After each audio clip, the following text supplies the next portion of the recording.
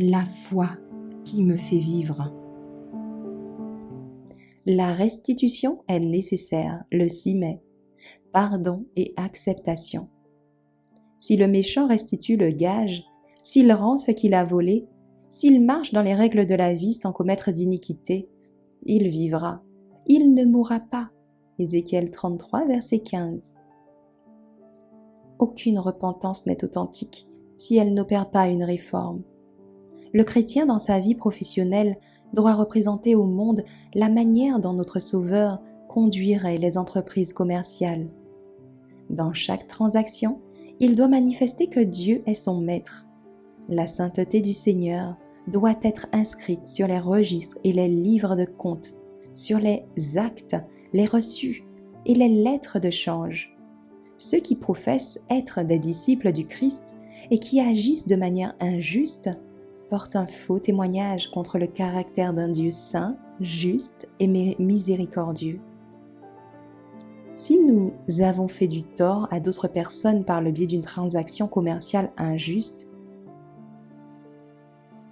si nous avons abusé du commerce ou fraudé un homme, même si cela reste dans les limites de la loi, nous devons confesser notre tort et le réparer dans la mesure où cela est en notre pouvoir.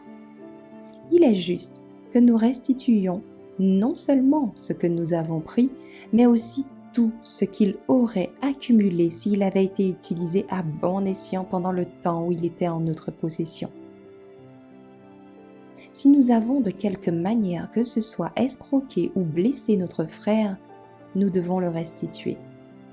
Si nous avons involontairement porté un faux témoignage, si nous avons déformé ses paroles, si nous avons porté atteinte à son influence de quelque manière que ce soit, nous devons aller voir ceux avec qui nous avons conversé à son sujet et reprendre toutes nos déformations préjudiciables. La période de probation ne tardera pas à se terminer. Si vous ne servez pas maintenant le Seigneur avec fidélité, comment allez-vous faire face à l'enregistrement de vos relations infidèles?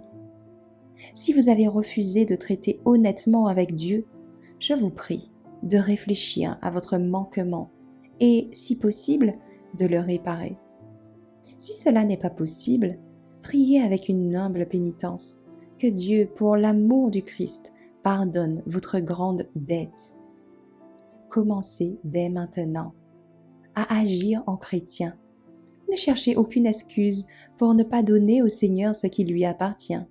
Maintenant, alors qu'il n'est pas encore trop tard pour redresser les torts, alors qu'on l'appelle aujourd'hui, si vous voulez entendre sa voix, n'endurcissez pas vos cœurs.